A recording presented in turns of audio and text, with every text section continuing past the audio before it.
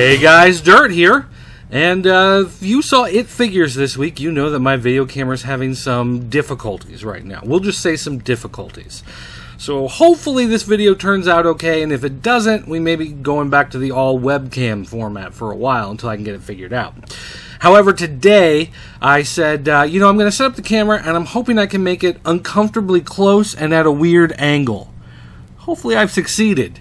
You'll have to let me know in the comments. But there are some key toy stories we're going to be talking about today, starting with Teenage Mutant Ninja Turtles. Turtles are on the move. Turtles are loose! Wait, that's a different show, I think. Anyway, the new line of Playmates Teenage Mutant Ninja Turtles are starting to hit store shelves. People are finding them on the racks at Toys R Us. Apparently, Target has them in stock in a lot of locations, but they're not out on the floor. However, if you ask an employee, sounds like they will be willing to go back and grab them and bring them to you. Now, so far, all I've seen pictures of are the new line of animated characters.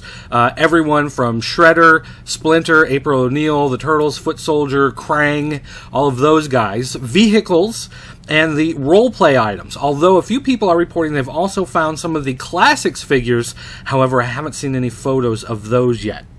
But, if that's something you're looking forward to, you want to head out to your Toys R Us and your Target now.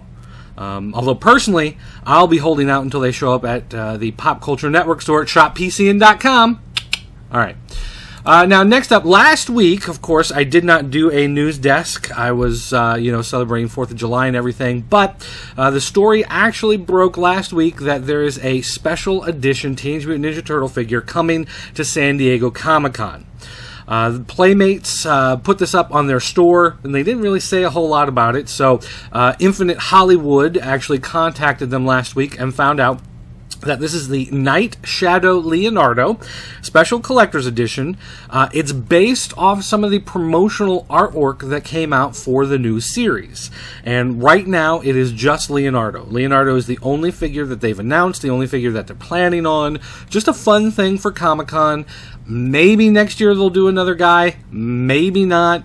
Just, something they're throwing out there. But he's basically an all-black figure with green highlights as if he's hiding in the shadows down in the sewer. It'll come with a manhole cover figure stand. I don't know if there's a price listed on it yet, but that will be something different that you can look for coming in the new Teenage Mutant Ninja Turtle line. DC Collectibles has announced that they are going to start their own 3 3/4 inch line. Now, if you remember, they kicked off a 3 3/4 kind of rebirth of sorts when they started their Infinite Heroes line. Marvel Universe, of course, jumped on that immediately and just blew them away in terms of articulation and sculpt and accessories and everything like that. Infinite Heroes has kind of faded away, and now DC Collectibles says that instead of Mattel doing 3 3/4 inch, they want to try doing it themselves. So first up, they're going to have a 2-pack available at the Graffiti booth at San Diego Comic-Con, featuring Kyle Rayner and Kilowog. No word yet on if this will be available any other way, but for 3 3/4 inch, they do look a lot like the Infinite Heroes figures. Looks like they share a lot of the same articulation designs in mind. I don't know if they actually share any of the molds, though. They haven't really said one way or another, and we won't know until we get our hands on them. But that's definitely something I want to get. Anyone heading to San Diego Comic-Con, let me know, because I'd like to get my hands on that. Now, one other thing is that this was announced on G4. G4 got the video exclusive, and as part of the exclusive, they showed off this playset.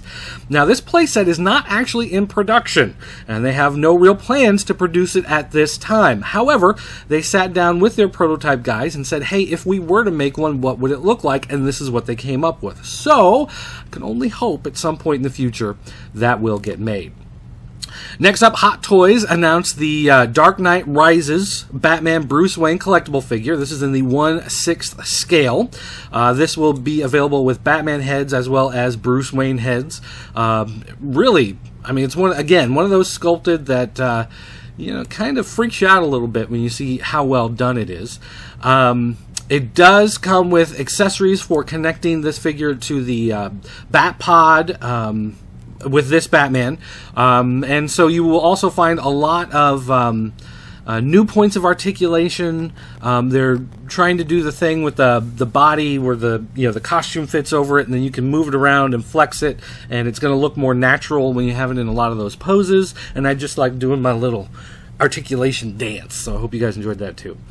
But again, lots of weapons, accessories, interchangeable fists, interchangeable heads, all that type of stuff that Hot Toys is known for and people enjoy. We also got the 2012 San Diego Comic-Con exclusive 12-inch G.I. Joe Green Beret Lieutenant Falcon. This is a portrait bust. No, this is no portrait bust. This is the whole figure.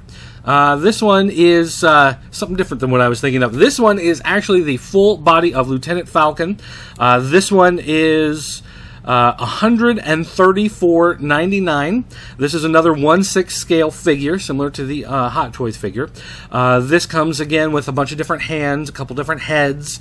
You're going to get a whole bunch of different weapons and weapons accessories. So that's another big one for the 1/6 scale guys.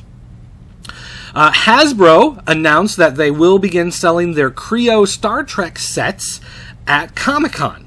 They're going to have some Transformers too, but yeah, whatever. Starting out, though, they will have... I'm just joking, guys. Come on. They do have Star Trek guys based off the movie that will be coming to Comic-Con. You're going to have your Kirk, Spock, Bones, Creon figures, as well as a Starship Enterprise. No pictures of the actual figures yet. They did show some CG mock-ups, some of the stuff at Toy Fair, but there's the actual Enterprise in all of his glory. That's probably something I'm going to have to buy at some point down the line. Now, for those of you who played Metal Gear Solid and you played through more than once, you know that on the original game, when you play through the second time, the ninja comes out wearing what they lovingly called the Spider-Man suit, this blue and red outfit, and that outfit is now going to be available. PlayArt's Kai Metal Gear Solid Cyborg Ninja Red version is what they're calling them, because obviously if you call them Spider-Man version, they're going to be hit with a lawsuit. And of course, it helps that there's a new Spider-Man movie in theaters right now.